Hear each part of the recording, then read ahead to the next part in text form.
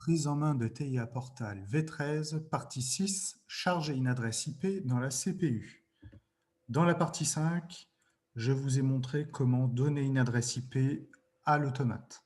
Maintenant, on va voir comment aller charger cette adresse-là dans la CPU. Donc, quand vous êtes sur le logiciel de TIA, sur le navigateur de projet, vous sélectionnez PLC1. Une fois que vous l'avez sélectionné, donc juste un clic, en haut, dans la barre d'outils, vous avez le petit bouton qui s'appelle « Charger dans l'appareil ». Vous cliquez là-dessus. Et là, je vois donc la symbolisation de l'ordinateur avec le nom de la PLC et l'adresse que je viens de saisir, donc la 9.1.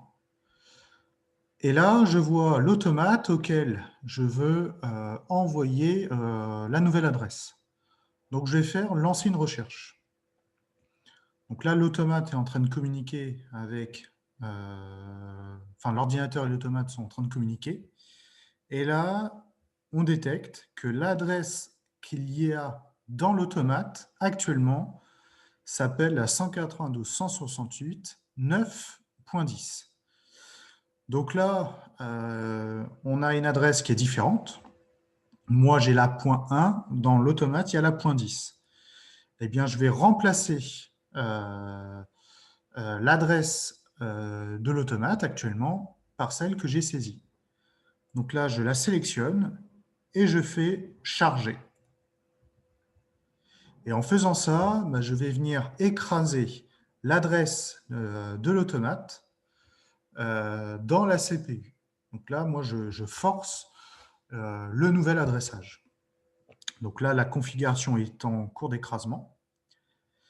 J'ai l'aperçu du chargement, où là, on me demande si je veux arrêter les modules. Donc moi, ce que je vais faire, c'est arrêter tout. Par principe, on arrête tout.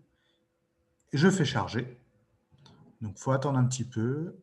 Je vois qu'il y a des choses là qui bougent.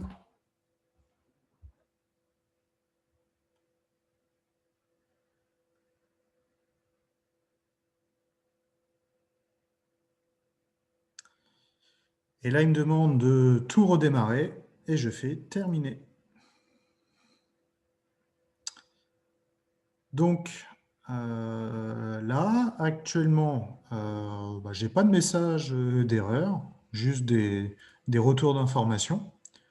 Je reclique sur le port Ethernet, j'ai toujours la 9.1 qui est à l'intérieur. Et là, je vais utiliser donc l'outil commande pour être sûr. Et je vais faire ping 192.168.9.1. Et là, j'envoie un ping, j'attends le pong, et là, la commande de mon PC m'indique qu'il a envoyé 4 demandes, il y en a eu 4 de reçus. Donc là, j'ai une perte à 0%.